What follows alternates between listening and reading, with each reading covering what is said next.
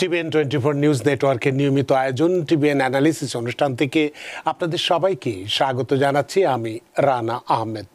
সুপ্রিয় দর্শক, আপনারা এই মুহূর্তে যারা ঘরে টেলিভিশন সেটের সামনে বসে অনুষ্ঠানটি দেখছেন কিংবা আরেকটু পরে টেলিভিশন সেটের সামনে বসে আপনাদের এই প্রিয় অনুষ্ঠানটি উপভোগ করবেন, কিংবা এই মুহূর্তে যারা ফেসবুক লাইভে ঢুকেছেন অথবা আরেকটু পরে ফেসবুক লাইভে ঢুকবেন, কিংবা আরও পরে সময় সুযোগ মতো যারা ইউটিউবে অনুষ্ঠানটি দেখবেন তাদেরকেও আগাম স্বাগত জানিয়ে রাখি। সুপ্রিয় দর্শক, আজকে আমরা ইমিগ্রেশন নিয়ে কথা বলবো। ইমিগ্রেশনের খুব গুরুত্বপূর্ণ দু তিনটি বিষয় আমাদের হাতে আছে, জানি না কয়টা আমরা আলোচনা করতে পারবো, সময়ের ব্যাপার আছে। যে বিষয়টি নিয়ে প্রথমেই কথা বলতে চাই সেটি খুব সুখকর খবর নয়, একটি দুঃসংবাদই আমরা বলবো। যে ইমিগ্রেশন আবেদনকারীদের জন্য একটা দুঃসংবাদ, যেটি বলছিলাম যে ইমিগ্রেশনে ব্যাকলগ আরও বাড়ছে। কেন বাড়ছে, কী কারণে বাড়ছে, সে বিষয়টি নিয়ে আমরা কথা বলবো। আরও একটি গুরুত্বপূর্ণ বিষয় আমাদের আছে যে অ্যাসাইলাম আবেদনকারীদেরকে প্রতি বছর গভর্নমেন্টকে অর্থাৎ সরকারকে $100 করে ফি প্রদান করতে হবে। এটি একটি ট্রাম্পের যে বিগ বিউটিফুল বিল সেখানে প্রস্তাব করা হয়েছে, যদিও এটি খুবই অস্পষ্ট একটি বিষয় এবং আশ্রয় প্রার্থী বা অ্যাসাইলাম যারা আবেদনকারী আছেন তাদের ভেতরে একটা আতঙ্ক বিরাজ করছে। সেই বিষয়টি আজকে আমরা পরিষ্কার করার চেষ্টা করব। তারপরও যদি হাতে সময় থাকে তাহলে লস এঞ্জেলসের 9ম সার্কিট কোর্টের রায়, সেখানে বলা হয়েছে যে সেনা মোতায়েন করা যাবে না। তাহলে কি এটি ট্রাম্প প্রশাসনের জন্য ব্যর্থতা বা হেরে যাওয়া কিনা, সে বিষয়টি নিয়ে কথা বলবো। সুপ্রিয় দর্শক, এর বাইরেও আপনাদের তো ইমিগ্রেশন সংক্রান্ত নানান প্রশ্ন থাকবেই, থাকাটাই স্বাভাবিক। সেই প্রশ্নগুলো করবার জন্য আমাদের টেলিভিশন স্ক্রিনে যে টেলিফোন নম্বরটি ভেসে উঠেছে তারপরেও আমি বলে দিচ্ছি 646-307-9828 এই নম্বরে ফোন করতে পারেন, কিংবা যাদের ফোন করতে একান্তই অসুবিধা হয় তারা আমাদের ফেসবুকেও প্রশ্ন রাখতে পারেন। আমরা সবগুলো প্রশ্নের উত্তর দেওয়ার চেষ্টা করব। এবং ইত্যকার এই সমস্ত বিষয়ে আজকে আলোচনা করবার জন্য আমাদের স্টুডিওর সঙ্গে সংযুক্ত হয়েছেন আমাদের সকলের প্রিয়জন, প্রিয় মুখ, প্রিয় মানুষ, প্রিয় অ্যাটর্নি ইশরাত সামি। অ্যাটর্নি ইশরাত সামি, আপনাকে স্বাগত।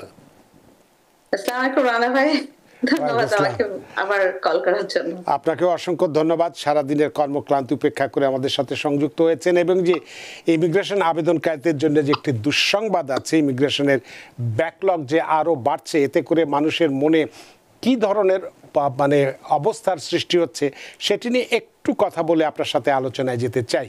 সুপ্রিয় দর্শক, আজ আমরা এমন একটি বিষয়ে আলোচনা করতে যাচ্ছি যেটি এমন এক বাস্তবতার যা হাজারো মানুষের জীবনের স্বপ্নকে প্রভাবিত করছে, তাদের ধৈর্যকে পরীক্ষা করছে, আর তাদের আশা স্বপ্নকে সময়ের সঙ্গে সঙ্গে ক্ষয় করছে।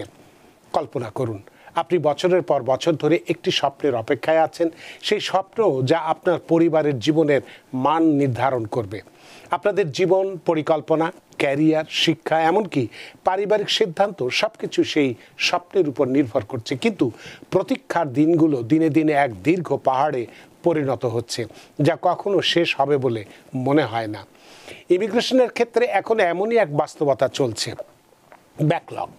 ব্যাকলগ ক্রমশ বৃদ্ধি পাচ্ছে, যার ফলে সেই দীর্ঘদিনের অপেক্ষা আরও দীর্ঘ হচ্ছে। একদিকে আশার আলো, অন্যদিকে ধৈর্যের পরীক্ষা। যারা বছরের পর বছর অপেক্ষা করছেন তাদের জন্য এটি শুধুই একটি সংখ্যা নয়, এটি এক বুক ফাটা যন্ত্রণা, এক হৃদয় বিদারক বাস্তবতা।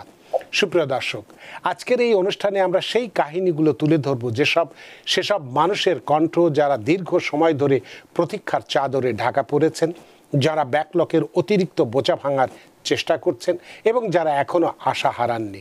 আমরা জানব কেন এই সমস্যা তৈরি হচ্ছে, কিভাবে এটি প্রতিটি আবেদনকারীর জীবনে প্রভাব ফেলছে। আমরা জানব বাস্তব পরিস্থিতি, তার সম্ভাব্য সমাধান এবং সেই আশাকেন্দ্রিক পরামর্শ যা অনেকের জীবনের পথে আলো জ্বালাতে পারে। সুপ্রিয় দর্শক, আমরা আজকের এই আলোচনায় মন খুলে, হৃদয় খুলে যোগ দিই। আমাদের লক্ষ্য শুধু তথ্য জানা নয়, বরং এই দীর্ঘ প্রতীক্ষার ভেতরে থাকা মানুষগুলোর কষ্ট অনুভব করা, তাদের কাহিনী শোনা, বোঝা এবং সচেতন হওয়া। আপনাদের এই থোকা কষ্টগুলো আমাদের শেখাবে মানুষের ধৈর্য, আশা এবং জীবনের কঠিন বাস্তবতার সাথে লড়াই করার অসীম ক্ষমতা। তো চলুন শুরু করা যাক আজকের অনুষ্ঠানের মূল আলোচনায়। অ্যাটর্নি ইশরাত সামি, যে বিষয়টি নিয়ে আমি একটু ব্যাখ্যা করেছি তার প্রভাবটা আমাদের যারা এই যে বিভিন্ন ইমিগ্রেশনের আবেদনে বিভিন্ন ক্যাটাগরিতে আবেদন করে দিনের পর দিন বছরের পর বছর অপেক্ষা করছি, তাদের অনুভূতিটা কি হতে পারে সেটি আমি বলছি। তো আপনার কাছে একটু জানতে চাই যে এই যে একটা দুঃসংবাদ, ইমিগ্রেশন ব্যাকলগের যে আরও বাড়ছে, এর ফলে কি ধরনের প্রতিক্রিয়া সৃষ্টি হতে পারে? আমি বেশ কয়েকটি প্রশ্ন আপনাকে প্রথমেই রেখে দিতে চাই যে সম্প্রতি কি এই ইমিগ্রেশন প্রক্রিয়া ব্যাকলগ যে ক্রমশ বাড়ছে, আপনার মতে এই ব্যাকলগ বৃদ্ধির প্রধান কারণগুলো কি আছে? এই ব্যাকলগ বৃদ্ধির ফলে আবেদনকারীরা কোন ধরনের আইনি জটিলতার মুখোমুখি হচ্ছেন, তাদের কি ধরনের সহায়তা প্রয়োজন রয়েছে, এবং দীর্ঘ সময় ধরে অপেক্ষার ফলে আবেদনকারীদের মানসিক চাপ এবং পারিবারিক জীবনের কি ধরনের প্রভাব পড়ছে? এবং শেষ প্রশ্নটি হচ্ছে, ব্যাকলগ যদি আরও দীর্ঘায়িত হয় তাহলে ভবিষ্যতের আমেরিকার এই ইমিগ্রেশন সিস্টেমের কি ধরনের দীর্ঘমেয়াদী প্রভাব বিস্তার করতে পারে? এই প্রশ্নগুলো আপনার কাছে প্রথমে একবারই রেখে দিলাম যাতে আপনি স্মুথলি আলোচনাগুলো করতে পারেন, এবং যারা এই ব্যাকলগের শিকার হয়েছেন তারা আপনার আলোচনার মধ্যে দিয়ে কিছুটা হলেও আশার আলো দেখতে পারবে। অ্যাটর্নি ইরশাদ সামি। ধন্যবাদ রানা ভাই, আপনি অনেকগুলো প্রশ্ন একসাথে বলেছেন, তো আমি একটা একটা করে চেষ্টা করছি বলার জন্য। ব্যাকলগ বাড়ছে, এটা আমরা রিসেন্টলি ইমিগ্রেশন যে অফিসার, এটা ইনসাইড ইনফরমেশন, তারা আমাদের কাছে এটা ডিসক্লোজ করেছে যে ইমিগ্রেশনে যে ধরনের এখন প্রেশার, কাজের প্রেশার, তার উপর বিভিন্ন ধরনের অফিসারদেরকে কাজটা, আগে যেমন অফিসারদের কাজ ছিল, ইমিগ্রেশন অফিসারদের ডকুমেন্টেশন গুলো দেখে তারা প্রমাণ করা যে এই অ্যাপ্লিকেশনটা সঠিকভাবে করা হয়েছে কিনা, ডকুমেন্টেশন এনাফ আছে কিনা, অল দিস। কিন্তু এখন অফিসারদেরকে আরো বেশি পাওয়ার দিয়েছে, যেটাকে পুলিশিং পাওয়ার বলা হয়, যে তাদেরকে স্নিফ করতে হবে কাগজের মাধ্যমে, কাগজ দেখে, যে ওয়েদার এটা কোনো ধরনের ম্যারিড ফ্রড হচ্ছে কিনা, ও ওয়েদার দ্যার ইজ এই অ্যাপ্লিকেশনটা প্রপারলি করেছে, এর বিহাইন্ডে গিয়ে কিভাবে, লাইক ইনভেস্টিগেশন। তারপরে ধরেন আপনি ইন্টারভিউতে গিয়ে সে অফিসার যদি কোনো ধরনের ফ্রডের কিছু মানে গন্ধ পান, ফ্রড হতে পারে হয়তো, তাহলে সে ইনভেস্টিগেশন শুরু করে। সেই ইনভেস্টিগেশনের কাজও তার করতে হয়, এবং ইনভেস্টিগেশনে যদি সে মনে করে যে they have to arrest that person, officer also have to do that. So অফিসারের কাজের পরিধিটা বেড়ে গেছে। সো একটা কেসে যারা আগে যেরকম ধরেন কিছু ঘন্টা তাদের কাছে বেঁধে দেওয়া হতো যে এত ঘন্টার মধ্যে একটা ফাইল আপনাকে রিভিউ করে করতে হবে, এখন you have to go behind, in ডেপথে যে ওটা চেক করতে হচ্ছে। এবং এই যে পুলিশিং পাওয়ারটা তাদেরকে দেওয়া হয়েছে, আমি অনেকগুলো ইমিগ্রেশন অফিসারের সাথে এটা কথা বলেছি এটা নিয়ে, এবং তারা অ্যাকচুয়ালি লাইক করছে না এই জিনিসটা, যে তাদের হাতে এই যে policing power, arresting, they are not, lot of them not liking it, but administration তাদের উপর এই জিনিসটা চাপিয়ে দিচ্ছেন।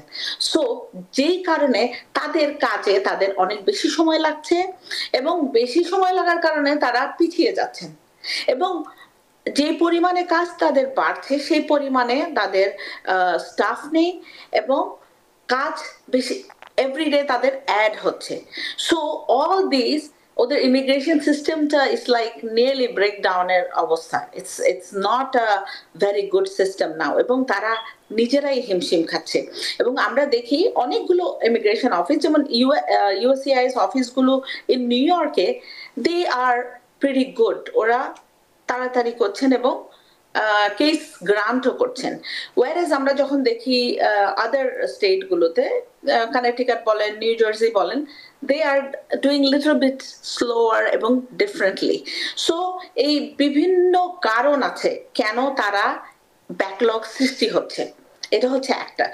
আর আমাদের সবার দর্শকদের উদ্দেশ্যে বলছি যে হ্যাঁ, এটা দেরি হচ্ছে, এবং আপনারা যদি আপনাদের কাজগুলো এবং আপনাদের এনাফ ডকুমেন্টেশন দিয়ে আপনার অ্যাপ্লিকেশনটা আপনি সাপোর্ট করেন এবং প্রপারলি আপনার অ্যাপ্লিকেশনটা ফাইল করেন, দেন আপনার হতাশ হওয়ার কোনো কারণ নেই। যদিও এটা সময় বেশি লাগছে, but you are going to get it. কিন্তু যদি আপনি মনে করেন যে আপনি অ্যাপ্লিকেশন নিজে নিজে ফাইল করেছেন এবং আপনি হয়তো জানেন না, আপনি শিখছেন, মনে করছেন আপনি করতে পারবেন, বাট আপনি হয়তো ঠিক মতো জমা দেন নাই, এবং এরকম যদি কেউ করে থাকেন, তাহলে আগে যেরকম ইউএসসিআইএস আপনাকে একটা ফার্দার এভিডেন্স রিকোয়েস্টেড একটা চিঠি পাঠাতেন এবং notice of intent to deny দিত, আপনাকে মানে দুইটা আরো অপরচুনিটি দেওয়া হতো। এখন সেটা তারা ডাইরেক্টলি দেয় taking the decision which is denial. আমরা এটা দেখছি বিভিন্ন বিভিন্ন ক্লায়েন্টের যখন তারা এই কেস, তাদের কেসগুলো হয় না, ডিনায়াল পায়, ডিসিশন পায়, তখন তারা আমাদের কাছে আসেন, আমাদের শরণাপন্ন হন। কিন্তু আমাদের যেটা সাজেশন যে আপনি বিগিনিং থেকে কেন ঠিক করে করবেন না, প্রবলেম শুরু হওয়ার পরে যদি আপনি আসেন, আপনার কেসটা কমপ্লিকেটেড অলরেডি হয়ে গেছে, সো ওইটাকে ফিক্স করা ইজ মোর ডিফিকাল্ট দেন আপনি প্রপারলি যদি কেসটা ফাইল করেন এবং প্রপার ডকুমেন্টেশন দিয়ে আপনার কেসটা সাপোর্টিং এভিডেন্স দিয়ে স্ট্রং করেন, then there is very little possibility that আপনার কেসটা নিয়ে তারা সাসপেক্ট করবে, অথবা আপনার কেসটা তারা অন্যভাবে লাইক ইনভেস্টিগেশনে দিবে। So in a long run আপনি উইনার হবেন যদি আপনি প্রপারলি কেসটা করেন। আর যদি আপনি জাস্ট উইশি ওয়াশি করে জাস্ট ফর্ম ফিল আপ করে দিয়ে দেন, ওয়েট করেন আগের নিয়ম অনুযায়ী যে they are going to send me request for document, তারপরে আমি আমার ডকুমেন্টেশন দিব, এটা দুইটা জিনিস হবে। একটা হচ্ছে আপনার প্রসেসটা আপনি অনেক ডিলে করছেন নিজে সেলফ, এবং আপনি এটা it's like a self inflicting injury, আপনি নিজেকে ক্ষতি করছেন। সো এই জন্য সবার উদ্দেশ্যে আমাদের বলা যে আপনারা যা করবেন চিন্তা ভাবনা করে এবং প্রপারলি করেন। আপনার একটা মনে করেন আপনার একটাই অপরচুনিটি আছে, এন্ড আপনি আপনার বেস্ট শটটা দিবেন যাতে আপনার কেসটা অ্যাপ্রুভ হয়। তো এক্ষেত্রে যেটা আপনি বললেন যে আপনারা যেহেতু সবসময় এই ইমিগ্রেশন কর্মকর্তাদের কাছে যাচ্ছেন, দেখছেন, তারা নিজেরাই তাদের অভিজ্ঞতার কথা বলছে এবং কেন ব্যাকলগটা হবে সেটাও বলছেন। তো একদিকে আমরা দেখছি ইমিগ্রেশনের যে বিভিন্ন এজেন্সি আছে তাদের এমনি কর্মতৎপরতা অনেক বেশি, বিভিন্ন জায়গায় বিভিন্নভাবে দেখছে, এবং লস অ্যাঞ্জেলেসে যেটা আমরা দেখলাম যে তারা ওখানে সেনাবাহিনী পাঠিয়েছে বা আদালত সার্কিট কোর্ট সেটার আবার রায় দিয়েছে, সেখানে যেতে পারবে না, নানানভাবে ভয় ভীতির মধ্যে, হ্যাঁ আমরা আসছি, ভয় ভীতির মধ্যে রয়েছে। তো এক্ষেত্রে আবার যদি ইমিগ্রেশন কর্মকর্তা যারা আছে তাদের হাতেও যদি এই পুলিশি ক্ষমতা থাকে, তাহলে যে এই ধরনের কড়াকড়ি যারা আমরা এই ইমিগ্রেশন কমিউনিটির মধ্যে বা ইমিগ্রেন্ট কমিউনিটির সঙ্গে যে এই যে সমস্ত এজেন্সি আছে তাদের মধ্যে যে সম্পর্কের উপর কি কোনো প্রভাব ফেলবে না, বা একটা টানাপোড়েন সৃষ্টি হবে না? তাতে কি আরও সমস্যার সৃষ্টি হবে না? ভাইয়া সমস্যার সৃষ্টি হবে, কিন্তু এই প্রশাসন তারা তাদের মতো করে চেষ্টা করছে, কিন্তু কোর্ট সেটাকে বাধা দিচ্ছে। আমরা দেখেছি 9th সার্কিট, আপনি সঠিকভাবে বলেছেন যে এলএতে যে ট্রুপ দিয়েছে সেটাকে অনলফুল বলেছে, আবার 5th সার্কিট বলেছে যে এলিয়েন এনিমি অ্যাক্ট যেটা সেটা অ্যাপ্লিকেশন হবে না because the country is not in war, এটা বলেছে। দ্যাটস অলসো বাধাগ্রস্ত হয়েছে অ্যাডমিনিস্ট্রেশন তাদের এজেন্ডাতে। এবং অলসো রিসেন্টলি যে বাচ্চাদেরকে যে পাঠিয়ে দিচ্ছিল উইদাউট আ ডিউ প্রসেস, সেটাও জাজরা স্টে গ্রান্ট করেছে যে you cannot send any juvenile out of the country without a due process. So এইগুলো তারা প্রশাসন চেষ্টা করছে, কিন্তু তারা কোর্টের বিভিন্ন ডিসিশনের মাধ্যমে তারা বাধাগ্রস্ত হচ্ছে, এবং বিভিন্ন কোর্টে বিভিন্ন অ্যাটর্নিরা, বিভিন্ন অর্গানাইজেশন বিভিন্ন ধরনের কেস করে অ্যাডমিনিস্ট্রেশনকে বাধাগ্রস্ত করার চেষ্টা করছে। সো সাকসেসফুল আনসাকসেসফুল আমরা ইন আ লং রান এটা বলতে পারবো তারা, কিন্তু অ্যাডমিনিস্ট্রেশন তাদের মতো চেষ্টা করছে এবং আমরা অ্যাটর্নিজ এবং জাজেস কোর্ট আমরা আমাদের মতো করে চেষ্টা করছি এটাকে বাধাগ্রস্ত করার জন্য। So it's like a process, আমরা এই প্রসেসের মধ্যে we all have to go, we all have to deal with it and take one day at a time, এক একটা জিনিস এক এক ধাপে ধাপে আমাদেরকে এটা প্রসেস করতে হবে এবং মুভ করতে হবে এটার সাথে। এই যে অ্যাডমিনিস্ট্রেশনে এইসব ধরপাকড়, এইসব অল দিস যে যা তারা করছেন, এগুলোতে আমরা আসলে ভয় পেয়ে চুপ করে বসে থাকলে হবে না, আমরা আমাদের তৎপরতা চালিয়ে যেতে হবে, অ্যাডমিনিস্ট্রেশনের কাজ করবে। তো এক্ষেত্রে যেহেতু আমাদের তথ্য প্রযুক্তির যুগ, এটা আপনাদের আর যে ইমিগ্রেশন লয়ার্স অ্যাসোসিয়েশনও আছে, এরা একটা বড় ভূমিকা পালন করতে পারে এই ব্যাকলগ কমিয়ে আনার ক্ষেত্রে, যেহেতু আমরা বলছি যে ডিজিটালাইজেশন এবং প্রযুক্তি নির্ভর এখন একটা সময়, তো সেক্ষেত্রে কি ব্যাকলগ কমানোর ক্ষেত্রে আমরা যদি ধরি যে বিভিন্ন এআই এর যে সহায়তা নেওয়া বা ডিজিটাল টুলের মাধ্যমে যদি কাজকর্ম করা যায়, তাহলে তো 10 জন মানুষের জায়গায় 1 জন মানুষের কাজ করতে পারে। তাছাড়া বিগ বিউটিফুল বিলেও আমরা দেখলাম যে ইমিগ্রেশনের উপরে এই আইএসের এর ক্ষেত্রে প্রচুর অর্থ বরাদ্দ করা হয়েছে, তারপরেও কেন এই সমস্যাটা হচ্ছে? আপনাদের অ্যাসোসিয়েশনের মাধ্যমে কি এসব বিষয়গুলো নিয়ে আলোচনা করে এই মানুষের দুঃখ কষ্টগুলো দূর করানোর ব্যবস্থা করা যায় না? ভাইয়া, আপনি যথার্থ বলেছেন, এআই এর মাধ্যমে কাজ হচ্ছে। আমরা দেখেছি অনেক ওয়ার্ক পারমিট এআই এর মাধ্যমে তারা করছেন এবং অসংখ্য mistake there. So many, AI is a machine, it's a tool, it's also make mistakes. এবং এই জিনিসগুলোতে বিভিন্ন ধরনের ইটস একদিকে ফাস্ট করতেছে, but whereas like when it comes to investigation, when it comes to policing power, এবং এখানে fraud আছে কিনা এটা ইয়ে করা, এটা এআই এর মাধ্যমে ভাবে মানে করাটা ইটস ভেরি, আমার কাছে মনে হয় ইটস ভেরি ইনহিউম্যানিক। কারণ একটা মেশিনে আপনি যেটা ইনফরমেশন আপনি ইনপুট করবেন সেটাই আপনি রেজাল্ট দেখবেন, তাই না? সো একটা হিউম্যান এখানে প্রয়োজন। স্পেশালি আমি এক্সাম্পল দিচ্ছি, ধরেন একটা গ্রিন কার্ডের অ্যাপ্লিকেশন করেছেন, একটা হাজব্যান্ড ওয়াইফের জন্য অ্যাপ্লাই করেছেন এরকম। এখন আপনার যে ডকুমেন্টেশন আপনি দিয়েছেন, যা আপনি এখানে প্রোভাইড করেছেন, তার মধ্যে এআই যদি আমরা ইউজ করি, they will like go by whatever আপনি যেভাবে তাদেরকে প্রোগ্রাম করে দিয়েছেন, এইটা ডকুমেন্টেশন, ট্যাক্স রিটার্ন আছে কিনা, লিজ এগ্রিমেন্ট আছে কিনা, দুজনের পার্টির অ্যাড্রেস সেম কিনা আইডিতে, like you can format them, but ওই ফরম্যাটটা it's also done by human, you understand? So it's right now এটা মানে এখনো ফিজিবল মনে হচ্ছে না আর কি। এরকম অ্যাপ্লিকেশন, এত জটিল একটা জিনিস, মানুষের লাইফ নিয়ে আপনি ডিসিশন মেক করবেন just two giving it to the AI, it's very cruel. আমার কাছে মনে হচ্ছে it's very cruel. It's not practical. একটা হিউম্যানের এই জিনিসগুলো মনে হয় যে আমার they have to, immigration officer has to deal with it. With all this kind of thing. দেখেন একটা আপনি ইউএস সিটিজেন, একটা ইউএস সিটিজেন তার স্পাউসের জন্য অ্যাপ্লাই করেছে ফর এক্সাম্পল, হয়তো সে জানে না, হয়তো সে সব as a like ticking the box হয়তো ঠিক মতো করে নাই, for that specific reason you're just denying their case. It has to be dealt with some human. বুঝতে পারছেন? It's just তার মানে বিষয়টি আমরা যেটা মনে করছি যে আমরা যারা আবেদন করেছি ইমিগ্রেশনের জন্য বিভিন্ন ক্যাটাগরিতে, তারা যে তিমিরে ছিলাম তিমিরেই, এবং আজ থেকে যদি 10 বছর আগের কথা চিন্তা করি, তখন যখন 10 বছর লাগতো আবেদন করার পরে, বা 11-12 বছর লাগতো, সেটা এখন 18-20 বছরে হয়ে যাচ্ছে, পরবর্তীতে হয়তো 30 বছর হয়ে যাবে। এবং সেটা অন্য জিনিস। ব্রাদার সিস্টারের অ্যাপ্লিকেশনে আমি বুঝতে পারছি, কারণ 18 বছর হওয়ার পিছনে আমাদের কোভিডের একটা ওই 2-3 ইয়ার্সেরও একটা গ্যাপ আছে যেখানে কিছুই হয়নি, এবং ব্যাকলগ এভরি ইয়ারে কোডটা যেটা সেটা ফুলফিল করলে এটা নেক্সট ইয়ারে চলে যায়। সো এভাবে করেও ব্যাকলগের সৃষ্টি হয়েছে। অ্যাকচুয়ালি F4 ভিসা, সিবলিংদের visa is not their priority right. সেটাই আমরা বলছি, F1, F2A, F2B, F3 সব ক্যাটাগরির ক্ষেত্রেই দেখা যাচ্ছে যে কোনোটাই আমরা একেবারে সাম্প্রতিক কালের মানে একদম কারেন্ট হিসেবে পাচ্ছি না। এটা একটা কারণ তো আপনাকে বলতেই হবে, এবং এটা কারেন্ট অ্যাডমিনিস্ট্রেশন এর জন্য অবশ্যই দায়ী। যাই হোক, তা আমরা এটা নিয়ে যে হয়তো যখন হওয়ার তখন হবে আশা করি, যেহেতু এবার বিগ বিউটিফুল বিলে প্রচুর অর্থ বরাদ্দ করা হয়েছে সংশ্লিষ্ট বিভাগে, হয়তো অনেক লোক নিয়োগ দেবে, তারও একটা সময়ের ব্যাপার আছে।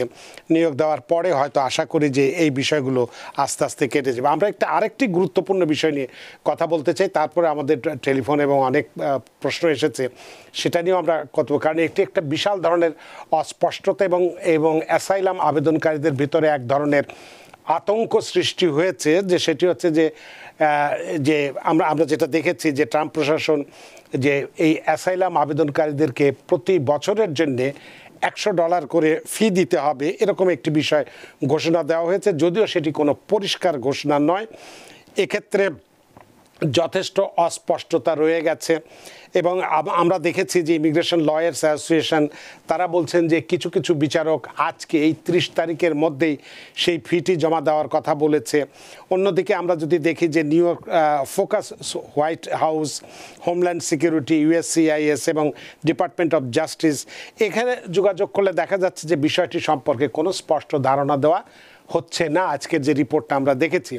এবং এটি কি আসলে কি হঠাৎ করে 7 দিনের মধ্যেই বলা হচ্ছে আইনজীবীদের মাধ্যমে, টেলিফোনে, হোয়াটসঅ্যাপের মাধ্যমে বা মেসেজের মাধ্যমে সংশ্লিষ্ট আবেদনকারীর কাছে যাচ্ছে যে 30 তারিখের মধ্যে জমা না দিলে তোমার আবেদন নষ্ট হয়ে যাবে, এটা হয়ে যাবে, বাতিল হয়ে যাবে, ইত্যাদি ইত্যাদি। এটা কি আসলেই সত্যি বা ঘটনাটা কি, নাকি স্ক্যাম, নাকি বিষয়টা যদি আপনি একজন ইমিগ্রেশন লয়ার হিসেবে, কারণ প্রতিনিয়ত এটার সঙ্গে আপনি জড়িত আছেন, আপনি একটু ব্যাখ্যা করবেন, কারণ অনেক দর্শক এটা নিয়ে টেলিফোন করেছে এবং জানতে চেয়েছেন। আপনার কাছে বিষয়টি জানতে চাই আসলে। হ্যাঁ ভাইয়া, এটা আসলেই ঠিক আছে। এটা দুটা ভাগ আছে। অ্যাসাইলাম সিকার যাদের কেস অলরেডি কোর্টে আছে এখন, ওনাদেরকে এই একটা লিংক দেওয়া হচ্ছে। ওই লিংকের মধ্যে ওনাদের ইউএসসিআইএস এর একটা অ্যাকাউন্ট থাকে যেখানে ওনারা ওনাদের কেসের আপডেট জানতে পারে। সেখানে একটা লিংক দেওয়া হয়েছে এবং ওই লিংকের মাধ্যমে per a number, for example, যদি হাজব্যান্ড ওয়াইফ দুটো বাচ্চা থাকে অ্যাপ্লিকেশনে, they should pay per a number $100। এটা হচ্ছে যে ইউএসসিআইএস এর কাছে না, কেসটা আছে কোর্টে, ইমিগ্রেশন কোর্টে আছে কেস। এবং ইউএসসিআইএস যেটা আমাদেরকে ইনস্ট্রাকশন দিয়েছে সেটা হচ্ছে যে ইউএসসিআইএস আমাদেরকে ইনস্ট্রাকশন দিবে ওই কেসগুলোর ব্যাপারে যেগুলো ইউএসসিআইএস এর মানে অ্যাসাইলাম অফিসে আছে, তারা আমাদেরকে ইনস্ট্রাকশন দিবে কিভাবে পেমেন্টটা করতে হবে এবং ক্লায়েন্টরাও সেই ইনস্ট্রাকশনটা পাবে যে কখন থেকে ওনাদের পেমেন্ট করতে হবে। তো যারা কোর্টে আছে তারা ইমিডিয়েটলি পে করবেন। আপনার কেসে একটা লিংক দিবে তারা, ওখানে লিংকে গেলেই আপনি $100 করে পে করে দেবেন। এটা এভরি ইয়ারে দিতে হবে পার এ নাম্বার $100। যাদের কেস এখনো অ্যাসাইলাম অফিসে আছে আপনারা ওয়েট করবেন ইনস্ট্রাকশনের জন্য। ইউএসসিআইএস আপনাদেরকে ইনস্ট্রাকশন পাঠাবে যে এখানে আপনি অ্যাড্রেস আপনি ইউএসসিআইএস কে প্রোভাইড করেছেন সেই অ্যাড্রেসে। যদি আপনার আপডেটেড অ্যাড্রেস না দিয়ে থাকেন ইউএসসিআইএস কে, অ্যাসাইলাম অফিসকে, ডু ইট ইমিডিয়েটলি। তো তাহলে সেক্ষেত্রে আপনি বললেন যে ইমিডিয়েট, কিন্তু বলা হচ্ছে যে 30শে সেপ্টেম্বর, মানে আজকে এখন 10টা বাজে আর 2 ঘন্টা সময় আছে 12টা বাজতে। সেটা হচ্ছে ভাইয়া যারা কোর্টে আছে তাদের জন্য। আচ্ছা, যারা অ্যাসাইলাম অফিসে আছে, যাদের ইন্টারভিউ হয়নি অথবা হয়েছে, still case is pending in asylum office, তারা ইনস্ট্রাকশন পাবে। অ্যাসাইলাম অফিস অথবা ইউএসসিআইএস তাদেরকে ইনস্ট্রাকশন পাঠাবে, সো দে ক্যান ওয়েট। কিন্তু কোর্টে যারা আছে দে হ্যাভ টু পে। মানে যারা কোর্টে আছে তাদেরকে আজকের মধ্যে দিতেই হবে, এই তো? যেটা আপনাদের লয়ার্স অ্যাসোসিয়েশন হয় দেরি হয়, যেমন আজকে না পারলে যেমন কালকে দিল, আচ্ছা, তাহলে আবার নেক্সট ইয়ারে অক্টোবরের 1 তারিখে তাদের আবার পে করতে হবে। আচ্ছা আচ্ছা, তার মানে 30 তারিখের মধ্যেই দিতে হবে, এটাই কথা? কিন্তু তারপরে দিলেও 30 তারিখের মধ্যেই না, 30 তারিখ থেকে শুরু করে। তারপরে এবং যাদের কেস কোর্টে আছে শুধুমাত্র তাদেরকে, শুধু সবার জন্য নয়, কারণ এটাই একটা ধূম্রজাল সৃষ্টি করেছিল যে যারা আবেদন করেছে প্রত্যেককেই দিতে হবে, এই ধরনের একটি আতঙ্ক বিরাজ করছিল। এবং এই সুযোগে আমরা দেখেছি যে কিছু কিছু ক্ষেত্রে যে নোটারি বা অন্যান্য যারা আছে তারা কিন্তু অতিরিক্ত টাকা পয়সা নেওয়ার চেষ্টা করছে বলে অভিযোগ আছে। এই ব্যাপারে আপনি একটু বলে দিন, যারা এই ধরনের ভুক্তভোগী আছে তারা কি করে? ভাইয়া, এটা আপনাকে কারো কাছে যেতে হবে না। আপনার যে ইউএসসিআইএস যে অ্যাকাউন্ট আপনি ইউএসসিআইএস এর সব ইনফরমেশন পান, আপনার কেস সম্বন্ধে ইনফরমেশন পান, সেই অ্যাকাউন্টেই আপনাকে তারা প্রোভাইড করবে একটা লিংক। ওই লিংকে ক্লিক করে আপনি খুব ইজিলি এটা পে করে দিতে পারেন। আপনার কারো কাছে যাওয়ার দরকার নাই, কোনো কাউকে পে করারও দরকার নেই। আর আপনার যদি অ্যাটর্নি থাকে, আপনি অ্যাটর্নি অফিসের সাথে যোগাযোগ করলে they will also help you. অনেক ধন্যবাদ ইশরাত সামি বিষয়টি বিস্তারিতভাবে ব্যাখ্যা করার জন্য, স্পষ্ট করার জন্য, কারণ এটি নিয়ে যথেষ্ট একটা আতঙ্ক সৃষ্টি হয়েছিল এবং ধূম্রজালেরও সৃষ্টি হয়েছিল। আশা করি আপনার এই আলোচনার মধ্যে দিয়ে বিষয়টি পরিষ্কার হয়েছে। আমরা একটু দুই একটা প্রশ্ন ফেসবুকে নিয়েই টেলিফোনে যাব। হাসান আহমেদ তিনি বলছেন, আমি 2024 সালে উইন করেছি, মানে বোধহয় অ্যাসাইলাম, এরপর আমি নিজেই গ্রিন কার্ডের জন্য অ্যাপ্লাই করেছি, এটি কি কোনো প্রবলেম হবে? ভাইয়া, আমি জেনারেলি সবার জন্য বলছি, এখন অ্যাসাইলামের যখন অ্যাডজাস্টমেন্ট ইন্টারভিউ হচ্ছে আমরা অনেককেই দেখছি যে অফিসাররা আপনার পুরনো অ্যাসাইলাম কেস নিয়ে অনেক ডিটেইল প্রশ্ন করছেন, যেটা আমরা আগে খুব কম কেসে দেখেছি, যেখানে অফিসারের কোনো ধরনের সাসপিশন হয়েছে অথবা কিছু কোন রকম প্রশ্ন উদ্গ্রীব করেছে, তখন তারা কিছু প্রশ্ন করতেন। কিন্তু রাইট নাও আমরা দেখছি they are going detail into your asylum application. So আপনি অ্যাপ্লাই করেছেন, সেটাতে কোনো অসুবিধা নেই, হয়তো আপনি জানতেন না, বাট ইন্টারভিউতে যাওয়ার আগে প্লিজ একটা অ্যাটর্নির সাথে নিয়ে যান who knows about your case and you should know about your case. কারণ আমরা যখন 2-4 বছর আগে অ্যাপ্লিকেশন করেছি তখন হয়ে গেছে, and then আমরা ভুলে গেছি কি হয়েছে না হয়েছে। তখন ডোন্ট, আপনাকে জানতে হবে এবং অফিসার আপনাকে জিজ্ঞেস করতে পারে, নট অনলি হোয়াট এভার যেটা আপনি বলেছেন সেটা না, এর বাইরেও উনি আপনাকে প্রশ্ন করতে পারে। অনেক ধন্যবাদ হাসান আহমেদ আপনার প্রশ্নের জন্য। আশা করি প্রশ্ন উত্তর পেয়েছেন। ফিরোজ আহমেদ রুবেল তিনি বলছেন যে ইন্টারভিউয়ের সময় পাসপোর্ট আর জন্ম নিবন্ধন নিয়ে গেলে হবে। কিসের ইন্টারভিউর কথা সেটা কিন্তু পরিষ্কার করেনি, সম্ভবত অ্যাসাইলামের কথাই বলছে। ভাইয়া ইন্টারভিউর সময় আমি জানি না আপনি কোন ইন্টারভিউ বলেছেন, যেই ইন্টারভিউ আপনি বলেন না কেন, যেই অ্যাপ্লিকেশনটা, ফর এক্সাম্পল আপনি যদি রিলেটিভ পিটিশন হয়, তাহলে আপনি যেটা অ্যাপ্লিকেশন করেছেন সেটাকে প্রমাণ করার জন্য আপনার আনুষঙ্গিক যেসব ডকুমেন্ট নিয়ে যাওয়া প্রয়োজন আপনি সব নিয়ে যাবেন। ওকে, আর যদি অ্যাসাইলাম কেসের হোক, সেটার জন্য আপনার ইন্টারভিউতে যা অ্যাপ্লিকেশন আপনি সাবমিট করেছেন সেটা, সেই অ্যাপ্লিকেশনটা প্রমাণ করার জন্য আপনার যেটা নিয়ে যাওয়া উচিত, আইদার আপনার বার্থ সার্টিফিকেট হতে পারে, ম্যারেজ সার্টিফিকেট হতে পারে, আপনার ফটোস হতে পারে, আপনার অন্যান্য ডকুমেন্টেশন লাইক ট্যাক্স রিটার্ন হতে পারে, আপনার আইডি হতে পারে, লিজ এগ্রিমেন্ট হতে পারে, তারপরে হচ্ছে যে আপনার কোনো রকমের লাইফ ইন্স্যুরেন্স থাকতে পারে। As much as document you can carry, take everything with you. Take more than less. এবং প্রিভিয়াসলি যদি আপনার ম্যারেজ থাকে অথবা ডিভোর্স থাকে অথবা আপনার স্পাউস মারা যেয়ে থাকে, ডেথ সার্টিফিকেট থাকে, take everything with you and take একটা সেট আপনি অরিজিনাল নেবেন এবং একটা সেট অথবা দুইটা সেট কপি সেপারেটলি রাখবেন। অফিসার যখন চাইবেন ওনাকে ওই কপিটা আপনি দিয়ে দিবেন। That makes things easier. আপনি অফিসারের কাজটা ইজি করে দিবেন, অফিসার আপনার কাজটা ইজি করে দেবেন। অনেক ধন্যবাদ ফিরোজ আহমেদ রুবেল আপনার প্রশ্নের জন্য। আমরা একটু টেলিফোনে যাই। সুপ্রিয় দর্শক কে আছেন টেলিফোনে, দয়া করে নাম পরিচয় দিয়ে আপনার প্রশ্নটি করুন। হ্যালো, আমার নাম কাউসার, আমি কুইন্স থেকে। আমার দুইটা কোয়েশ্চন আছে। আমার একজন ফ্রেন্ড গতকালকে ক্রেডিবল ফেয়ার ইন্টারভিউর জন্য অফিসে গেছে, এখন তার কেসটা ডিনাই হয়েছে, ক্রেডিবল ফেয়ার ডিনাই হয়েছে। এখন কোনো লয়ার তাকে মানে অলরেডি তাকে আইটি টেনশনে নিয়ে গেছে সাথে সাথে, এখন কোনো লয়ার তার এই দায়িত্বটা নিতেছে না, তার মানে তার পার্সোনাল লয়ারও সেও দিতেছে না, মানে কাজ করতেছে না, কিছু করতেছে না। অনলাইন লয়ারের সাথে কথা বলতেছি, তারাও মানে তাকে কোনো গুরুত্ব দিচ্ছে না। আর আমার সেকেন্ড কোয়েশ্চেন হলো, এই $100 ফি কি I-360 উইন হওয়ার পর যারা আছে তাদেরকেও কি পে করতে হবে নাকি পে করতে হবে না? ওটা আমরা ব্যাখ্যা করেছি, হয়তো আপনি পুরো শুনলেই বুঝতে পারবেন। তারপরেও আপনার বন্ধুর যে ঘটনাটি ঘটেছে খুবই দুঃখজনক। অ্যাটর্নি ইশরাত সামি। ভাইয়া আমি সব সময় বলেছি, অলওয়েজ বলছি যে প্লিজ আগে অ্যাটর্নির পরামর্শ নেবেন, পরে ইন্টারভিউতে যাবেন, আর অ্যাটর্নিকে সাথে নিয়ে যাবেন। আপনাকে ইন্টারভিউ, যে কোনো ইন্টারভিউতে আপনি যান না কেন, আমি একটু আগে বলেছি ওই ইন্টারভিউ যা ক্লেম হোক, যদি আপনার অ্যাসাইলাম ক্লেম হয় তাহলে অ্যাসাইলামের জন্য আপনার যে ধরনের ডকুমেন্টেশন আপনার নিয়ে যাওয়া উচিত, আপনি take all the documentation, don't go. আপনি বলেছেন তার ক্রেডিবল ফিয়ার ইন্টারভিউটা প্রমাণিত হয় নাই, অবভিয়াসলি, কারণ তার কেস নাই। সো লয়ারকে ব্লেম করে লাভ নাই, লয়ার যেতে চাচ্ছে না বিকজ আপনি প্রপার কেস লয়ারকে দেন নাই, আপনি আগে আপনার হোমওয়ার্ক করে যান নাই। You see, I know he didn't do it. Credible fair interview outcome change করা যায় কিনা, very rare, sometimes change করা যায়, there are reason, but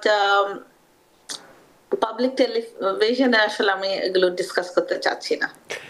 অনেক ধন্যবাদ প্রিয় দর্শক। আপনার প্রশ্ন, দ্বিতীয় একটি প্রশ্ন বোধহয় করেছিলেন $100 পেমেন্ট দিয়ে। ওকে, USCIS এর কেসগুলো USCIS বলেছে তারা ইনস্ট্রাকশন দিবে। USCIS is not clear how they're going to do it, what they're going to do it. They are going to send you instruction. Okay? না উনি যেটা বলতে গেছেন যে উনি অ্যাসাইলাম অ্যাপ্রুভ হয়েছে, এখন তাকে গ্রিন কার্ডের জন্য অ্যাপ্লাই I-360 ভাইয়া, not asylum, that's something else. So ওই জন্য এটা জানাবে আমাদের USCIS এর সাথে আমরা যোগাযোগ করেছি এবং তারা আমাদেরকে ইনস্ট্রাকশন দিয়েছে, wait until we give you instruction. That's what exactly same thing আমি আপনাদেরকে বলছি, দে আর telling us wait, but whereas কোর্টের কাছে আমরা করেছি, কোর্ট আমাদেরকে বলেছে no, there is a link, তোমরা go and pay there. Okay, অনেক ধন্যবাদ। আরেকটা জিনিস ভাইয়া আমি আবারও বলছি আমাদের দর্শকদের উদ্দেশ্যে, যে যাই আপনি করেন না কেন, take your case seriously. For example আমি একটা কেসে আমি USCIS এ অ্যাসাইলাম ইন্টারভিউতে আমি গিয়েছি এবং ওখানে একজনকে আমি দেখছি যে উনি অ্যাসাইলাম ইন্টারভিউ বলছেন যে আমার আজকেই অ্যাসাইলাম ইন্টারভিউ হয়েছে, আজকে আমাকে ডিসিশন দিবে, এবং উনি ওয়েট করছে, বাঙালি। তো অনেকক্ষণ যেহেতু ওনাকে আমার পাশে বসেছিলেন, তো আমি জিজ্ঞেস করলাম, ভাই আপনি ওয়েট করছেন, আপনি বলছেন ইন্টারভিউ হয়ে গেছে, দেন ইউ লিভ, কারণ আপনাকে তো আজকে ডিসিশন দিবে না। কিন্তু বেচারা, আমি খুব সরি ফিল করেছি, সে কে বা ওনার অ্যাটর্নি আছে যিনি ওনার সাথে যান নাই অ্যাসাইলাম ইন্টারভিউতে। আমি আবারও বলছি, আপনি যদি অ্যাটর্নি হায়ার করে থাকেন, your attorney should go with you. It's a very important thing. Your asylum interview is very important for you, and you hired an attorney. If attorney took the responsibility, they should go with you, unless you did not pay the attorney. That's different. Okay, so এখন উনি বসে আছেন, উনি কিছুই জানেন না, এবং উনি বলছেন ওনার ইন্টারভিউ হয়ে গেছে, অ্যাকচুয়ালি ওনার কেসও ফাইল করা হয় নাই। He is just waiting there, sitting there. His case is not filed, and উনি বলছে যে আমার ডিসিশন এখন দিবে, সেটাও জানে না উনি, যে উনি ইন্টারভিউ তো ওনার হয় নাই, তাহলে ডিসিশন দিবে কিভাবে?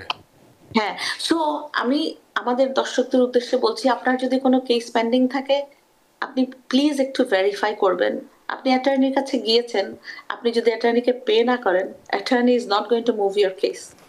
সো মেক শিওর আপনার কোনো বিপদ হওয়ার আগে, make sure your attorney is okay, you paid your attorney and your attorney did your job. Okay, অনেক ধন্যবাদ জনাব কাউসার, আশা করি আপনার প্রশ্নের উত্তর পেয়েছেন। সুপ্রিয় দর্শক, কে আছেন টেলিফোনে, দয়া করে নাম পরিচয় দিয়ে আপনার প্রশ্নটি করুন। জি, আসসালামু আলাইকুম, আমি রিমা বলছিলাম আটলান্টা থেকে। জি জি, আমার কোশ্চেনটা হচ্ছে আমার ছোট ভাইকে নিয়ে। বেসিক্যালি আমার বাবা মা গ্রিন কার্ড হোল্ডার, তো আমার ছোট ভাইয়ের জন্য অ্যাপ্লাই করেছেন I-130, এটা হচ্ছে 2023 জানুয়ারির 8 তারিখে। তো তখন আমার ছোট ভাই 20 বছর ছিল। আমার ছোট ভাই স্টুডেন্ট ভিসাতে আছে এখানে। তো এখন ওর যখন অ্যাপ্লাই করা হয়েছে, তখন ওর ক্যাটাগরি ছিল F2A। এখন ওর যেহেতু 22 বছর 2025 এ, তো ওরটা কি F2A তে F2A কনসিডার করবো আমরা ভিসা বুলেটিনে, নাকি আমরা F2B কনসিডার করবো আসলে? অনেক ধন্যবাদ রুমা আপনার প্রশ্নের জন্য। অ্যাটর্নি ইরশাদ সামি। হ্যাঁ আপু, আপনি কি এখানে CSPA কি অ্যাপ্লিকেশনটা আপনি করেছেন? CSPA করলে সে মিনিমাম উনি ম্যাক্সিমাম 2 ইয়ার্স উনি ব্রেক পায়।